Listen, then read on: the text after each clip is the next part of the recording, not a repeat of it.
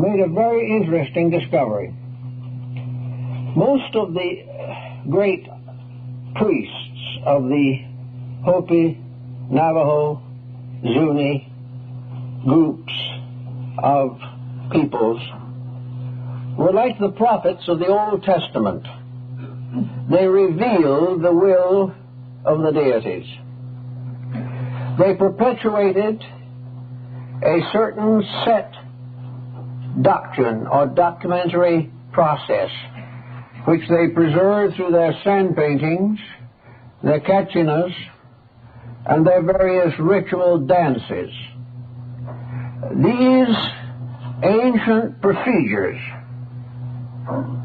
began, we do not know how long ago, but certainly at least 1,000 years.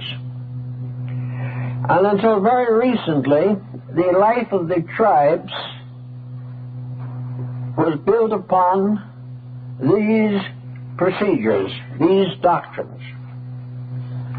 And the whole summary of it is that a doctrine that had come from the past was accepted without question, and its procedures were followed, and its ceremonies were kept. And these obediences constituted religion.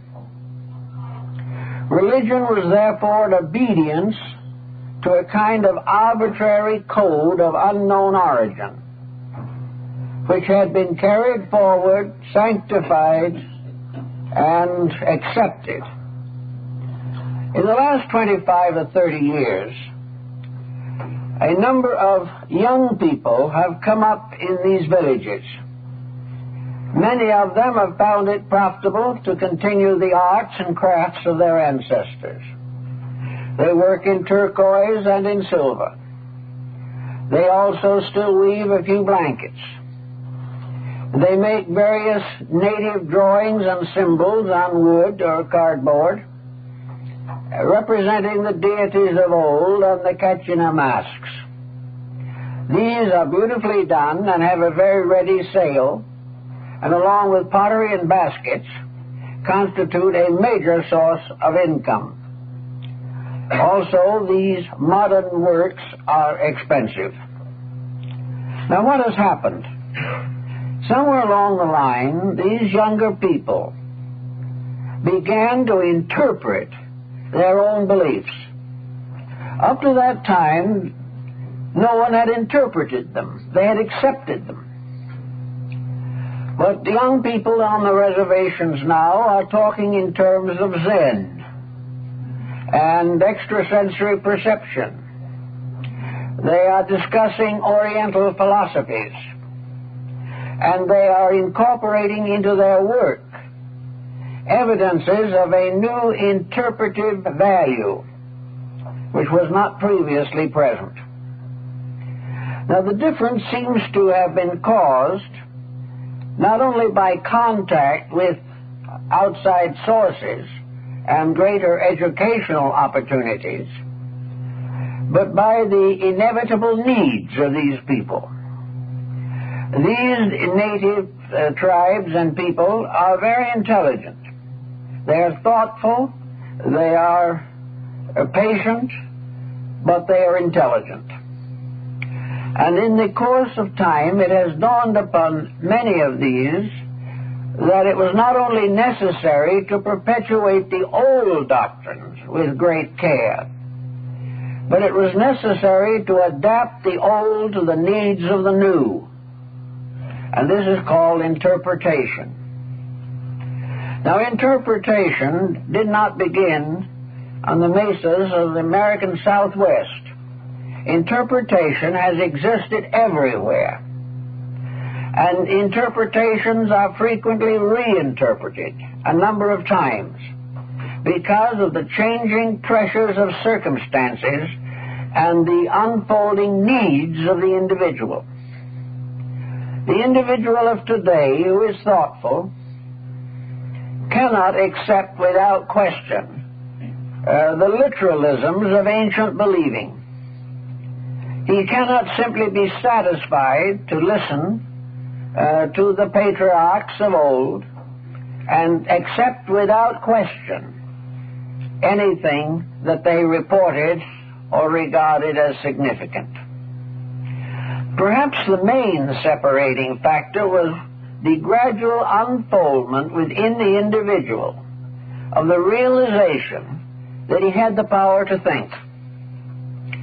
Very primitive tribes, and probably our cave ancestors, did not have very extensive intellectual equipment.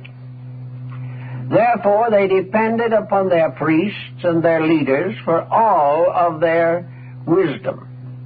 And these, in turn, depended upon a mysterious order of beings called the gods. And the gods were the parents of the tribes and the clans. The gods made all the decisions. The gods saved man. The gods cursed man. The gods hardened the hearts of the pharaohs, and he also answered prayers for rain and fecundity. The God of the tribe was the master, the autocrat, the absolute ruler. And the people in all emergencies turned to him. And descending from this line of thinking gradually over a period of time, we come to medieval Europe and medieval Asia, in which the divine right of kings was merely a transference of the God image to the ruling monarch. But with one mysterious spiritual power responsible for everything. And this power subject to a variety of moods, so that deities became angry and petulant. They developed rather unfortunate moral complications.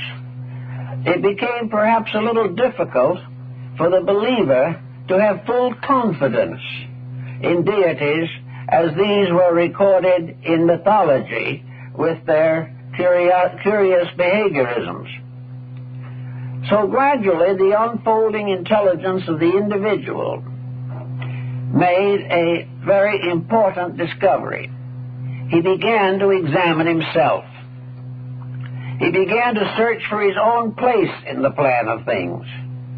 He wished to experience something of individuality, of identity.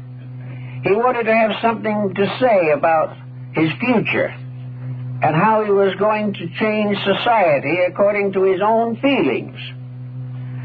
The deities remained, but they were more or less distant, and gradually many of their powers were taken over by the people themselves. And out of this began what we like to term today the concept of mysticism. Mysticism was the transference of the leadership of life from outside factors to internal powers.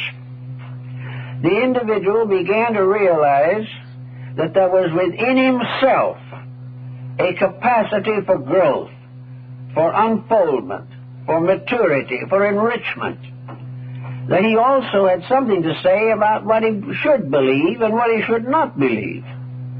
But most of all, he wanted to know more about what he believed. He did not wish to accept merely a statement because it came from an authority. And gradually the seat of authority was moved from the heavens to his own mind. And his own thinking became the basis of his judgments and his decisions. Now, this process occurred largely in that period which we call classical history. The process of gradually transferring the rulership of the universe from mysterious abstract deities and placing this responsibility upon individuals, upon human beings, making them not only masters of their own souls, but also obligated to themselves for standards of conduct and for moral directives. The moment the individual began to experience the richness of his own inner life, he began to explore more carefully. And of course, even today, with all of our instruments of research, we are still not able to fully understand the internal life of the human being. But we have a realization that there's something there that we can see every day and that we can experience every day that can become much more real to us than some group of deities on high Olympus. So little by little, man took over the world, took over the universe, and most of all, took over his own life. When he did this, it became important for him to look around for landmarks, to find something to build his new way of life upon. It finally occurred to him that the old way wasn't bad, that the golden rules and the 10 Commandments were reasonably solid, and that it was going to be very difficult to undermine them. It therefore came about that the individual continued to accept the revelations of his sacred prophets and sacred books, but began the process of interpreting them, to bring them into focus with his current need, to gradually transform or transfer the old doctrine to his own psychic life, so that he could become, in a sense, the master of his own destiny. Probably the most important period in the transference of this pattern was that which occurred between the 2nd century BC and the 3rd century AD, so far as Europe and even most of Asia are concerned. At that time, there was in Alexandria, Ephesus, Antioch, and a number of other centers of caravan routes, a polyglot culture developing. People of many beliefs assembled there to trade and barter, and in many instances to communicate the choicest secrets of their moral lives. Therefore, we have an opportunity presented to the citizens of these communities to select the things they would believe. They had many opportunities.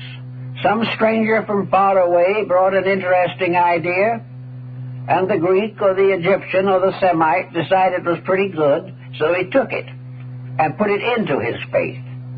Another came from a different locality with some scientific discovery, some religious conviction, and others in Antioch or Ephesus thought that was pretty good and saw how it fitted into their own belief.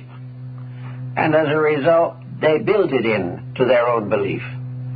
This process is continuing even today, and nearly every student of comparative religion working today is seeking to find what is useful to him out of the religions of the world and create his own faith based upon the recognition of his own need in the terms of the available solutions.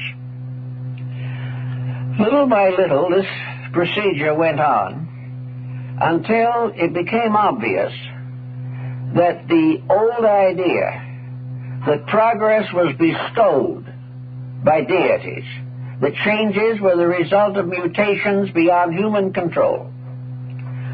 This changed to the idea that new attitudes, new realizations, new stratagems of intelligence could come from within the person. That the great oracle was perhaps his own heart. He knew that it was the center of his life, but he had never really made it the center of his philosophy of life. He knew that he had a mind that could help him to form various implements, make pottery, weave cloth, do beadwork. Also that this mind enabled him to travel in various places, enabled him to gradually discover certain secrets of health, and to defend himself against his enemies. All this coming from his own mind gradually changed his point of view. He no longer prayed to the Olympian deities to save him from trouble. He sought inside himself for the remedy to his own problem. The result is what we call mysticism. Mysticism is nothing more nor less than the transference of the supreme power from some outside source to an internal source. Now, mysticism did not deny the outside source. Mysticism did not destroy the gods or condition them adversely. Mysticism pointed out the important point that the gods that we worship in the sky are inside of ourselves, that the divine power at the base of all things animates each living thing, that it is not necessary to search on some distant mountain in order to be close to deity. It was only necessary to recognize the divinity in your own heart. Paul very clearly stated this in his establishment of what might be termed the Messianic Christianity. Christ in you, the hope of glory. Mysticism has been built on the indwelling divinity. It has been built upon the concept that it is only an indwelling divinity that can legitimately and justly administer creation. We tried very hard to get used to the idea that God wandered about and carefully checked every human being as to his orthodoxy and his morality. Deity watched every move of every human being, and from this came to certain decisions as to whether this individual was worthy of being saved or not. Gradually, this thing we call the mind, working with this problem, found it extremely difficult to rationalize. The idea of what were called the azonic deities, deities that had no abode in time or place, but were always and everywhere. This was becoming a difficult thing to understand. But the moment the individual accepts that within himself, in his own heart, is the judge and jury that will regulate his conduct, this is quite different. Then the God in him can watch his every action day and night. And the God in his neighbor will do the same thing for his neighbor.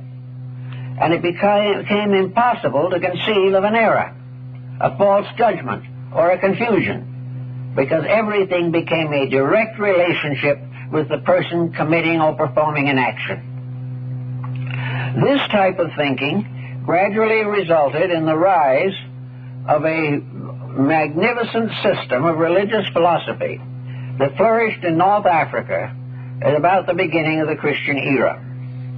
Here, various systems came together, each one bringing with it the choicest elements of its own beliefs.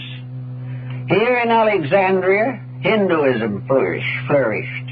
Here, Buddhism had its stronghold. Here, the doctrines of Persia, of all the Babylonian and Chaldean empires, found rooting. Here also early Christianity and Judaism became part of the daily life of the people.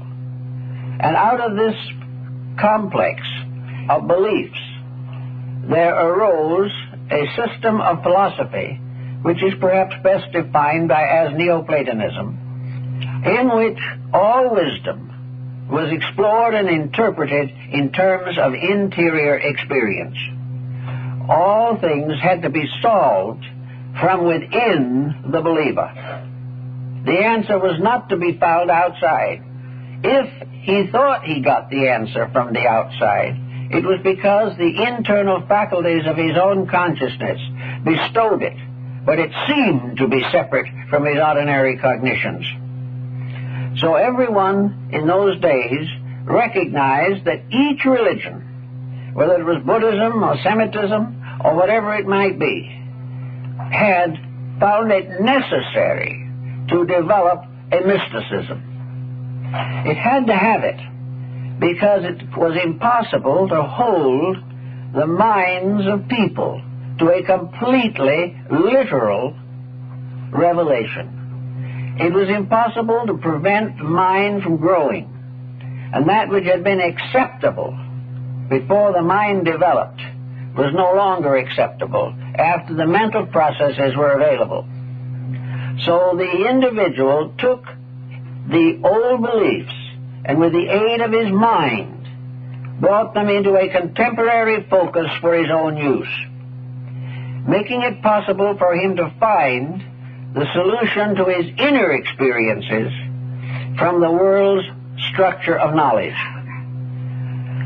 One of the answers to this, of course, comes in a division that took place between what we call today idealism and materialism. Idealism was an interpretation of nature in the terms of a loving deity or a universal process essentially benevolent. Materialism was the denial of this, and the emphasis was upon simply accidental or providential incidents, and the individual never had any foundation whatsoever for confidence in the universe to which he belonged.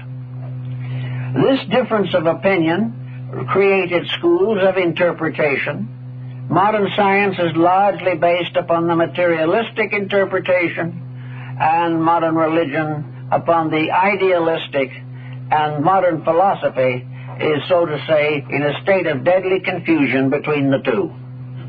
No one seems to know in philosophy just what to do about these things. But philosophy, to be of importance and significant, must gradually verge toward idealism, because it must recognize a legitimate reason for the occurrences of life. Failure to do this makes philosophy a dead end as far as a contribution to human progress could be concerned. Now, in the beginning of this Neoplatonic tradition, we find Platonism, Pythagoreanism, all of these schools of thought coming in together to create a new concept, namely the concept of the open door back to reality. If the God in man is part of a supreme being, a fragment of the eternal, then the answer to the human problem is for this fragment to return to that of which it is a part. And the God in each has the power, the authority, and the means to restore its identity with the God of all. Thus there was the need for the development of a means of increasing internal culture. The ancients were just as aware as we are of the dangers of war. They realized that petty nuisances flourished all over the earth. They knew of the corrupt rulers and the corrupted peoples. They knew of exploitation, of war, and of all the difficulties that beset us. I remember noting that in the Code of Hammurabi of Babylon, one of the earliest of all codes to govern conduct, there was a long and complete section dealing what to do with home builders who shotted the materials. And when the house fell down, the law stepped in and really made an issue of it. And that was thousands of years ago. So the problems have not changed too much, except perhaps they've become a little more numerous and a little more forceful.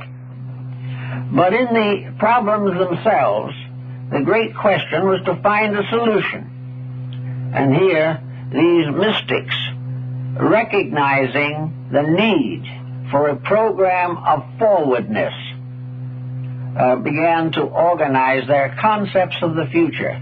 The Sibyls prophesied the times to come. The prophets and sages and philosophers contemplated the philosophic empire. And religions meditated upon the mystery of the second coming and the New Jerusalem. These were interpretations. They were expansions, extensions, based upon the need of certain advancements by persons who could not survive under the conditions of the old order of things. This means that the mystics worked in very many different ways, not only to plan a future, but if possible, to learn how to build together for a definite goal. In this cycle of things, we had all kinds of appearances rise over the horizon. Nearly every religion developed an esoteric section. It developed a group within itself, this group which was able to clearly integrate available knowledge and focus it upon the shape of things to come. The sage no longer contemplated things as they are. He began to think of things as they must become through the active effort of intelligence. The sage began not only to believe in honesty, but to realize from experience the tragedies of dishonesty. It was no longer an empirical believing. It was no longer the Ten Commandments shouted from the tops of Sinai. Now it was experience, the individual living in a world which broke the rules and suffered, and the philosopher contemplating the possibility of keeping the rules and in this way transcending suffering and establishing a better world. These thoughts developed in a number of ways, but the essential point of the whole mysticism of the early Christian period was that it was possible for the human being, because of a deity in himself, to unfold every virtue necessary for his enlightenment. It was not necessary to assume that there had to be some divine intercession. There only had to be the release of the eternal divine from within the person himself. Now, how was this release to be accomplished? It's obvious that, in a way, it is happening all the time. The release of the inner life of the person is through experience. By experience, we ultimately learn what is good and what is bad. We may topple empires, destroy races, and overwhelm civilizations, but ultimately we will learn what is right from experience. But it is a long and painful journey. It therefore occurred to some of these people, the more enlightened of them certainly, that it was possible to achieve a greater leadership in the control of experience. That it was possible to find what the alchemist said, that art can perfect nature. In other words, that there was an art of living that could be studied, could be learned, and could be achieved, and was just as real and just as useful as any academic course that the person could take. Gradually it became obvious that academics could teach the individual to use the world as he knew it, but mysticism could help him to change the world. And we have always, in our time especially, regretted the conservative attitude of academic knowledge. Instead of leading, it is clinging desperately to the old procedures and struggling to maintain a prestige that is in most instances outworn. But in the mystical processes of things, the front door is always open. There is always the possibility of progress, of growth. Art can perfect nature. There must be an art of perfecting man.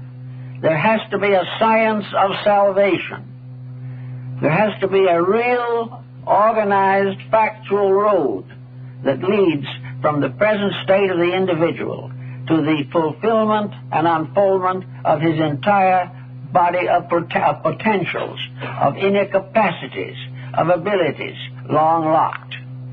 Many persons are not even aware that they possess these abilities, but nevertheless they are there. And every individual has the seed of perfection within himself. Out of this kind of thinking came a series of organized movements in early religion. One of these was the Hermetic tradition of Egypt, the mysterious philosophy of Hermes Trismegistus, the thrice great Hermes. the founder of a great system which gradually mingled itself with Gnosticism. It was here also that alchemy had its beginning, for alchemy was nothing more than a science of art perfecting nature. Here came the Kabbalah to help to release the mind from the jots and tittles of Scripture and allow the inner life of the individual to fulfill the law which these Scriptures required. Here was also astrology, which was originally a psychology of the universe. It was a way of interpreting the universe as an organism, as a living thing. It was a psychological entity, whereas astronomy was merely a physiological entity as far as the heavens were concerned. And the ancient systems of Ptolemaic astrology became a clue to the unfoldment of man, and astrology became a factor in the development of the healing arts. It became a factor in government. Almost every field that wanted an organized plan for development began to copy the structure of the solar system, which was to them the largest complete entity available to them. So everywhere and all down through the centuries, this process of building a way out of the labyrinth dominated a certain group of persons. It came as a series of experiences.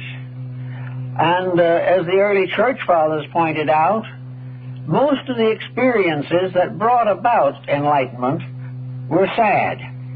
They were experiences of grief or loss or frustration. They were something within the individual, a kind of moral sense that accused him of his own misdeeds.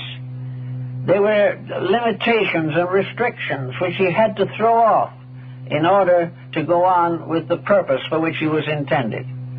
In your early Christian church, you had a strong mysticism, of which perhaps the outstanding example was St. Francis de Assisi. We had in him a person who had a mystical appreciation, acceptance, and participation in the total mystery of existence. And this mystery experience came from within himself. It was a light within himself which cast a glow upon everything outside of himself and enabled him to read the world by the light of his own soul.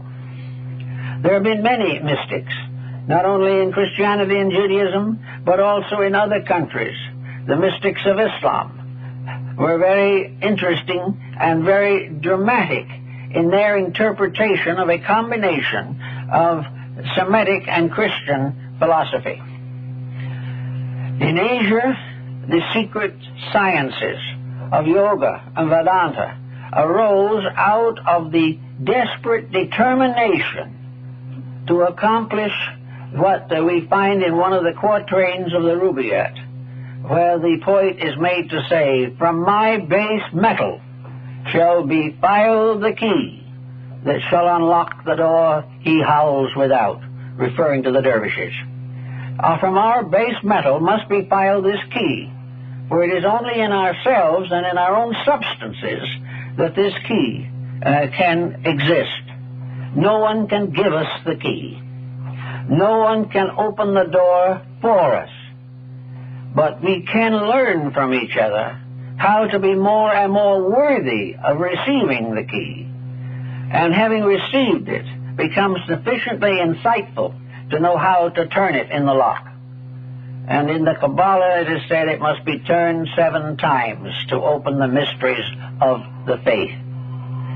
So we have the gradual developing of a supernatural, superphysical mysticism, which, however, did not have that strange aloofness that we found in the old supernatural mythologies and theologies. It was no longer deities seated upon their Merus or their Olympic heights. The mysterious depth of things went inward, and man's inner universe became a primary object of concern. Along the way, of course, it became interesting and important to try to understand man. And so the individual used his mind and turned it in upon itself. He turned the brain in upon the mind and the mind in upon the functions of its own existence.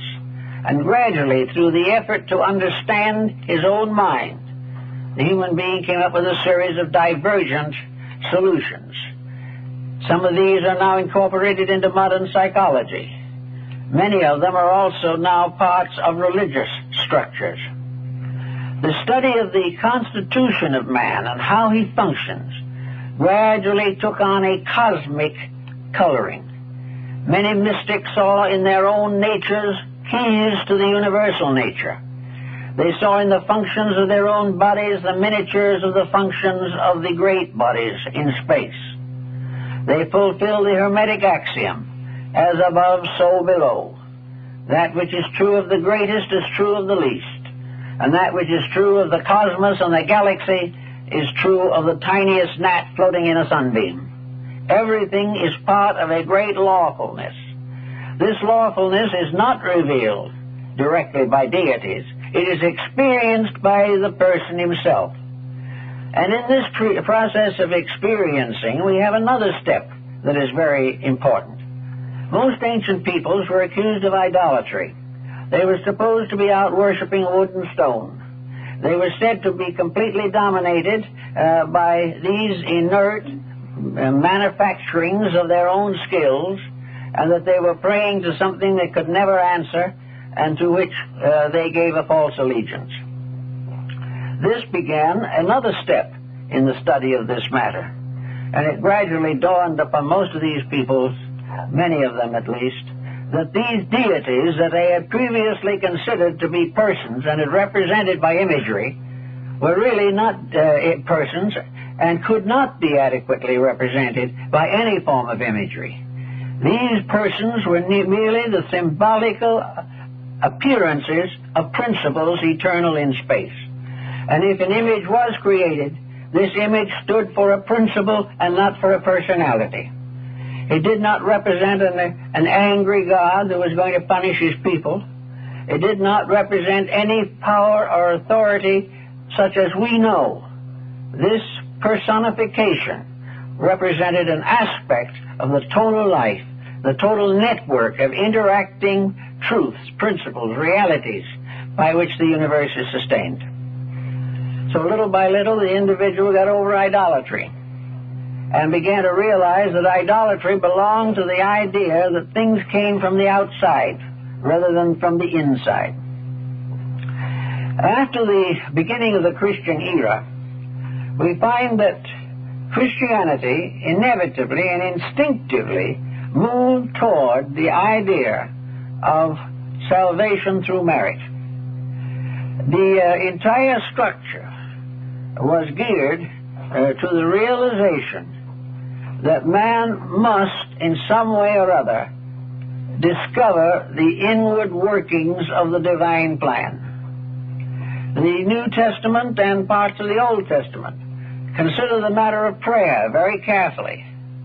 And nearly all of those who have studied the situation carefully realize that prayer was a form of meditation, of concentration, a means of retiring into the self in silence and in solitude, in order to search out the self that is locked within us.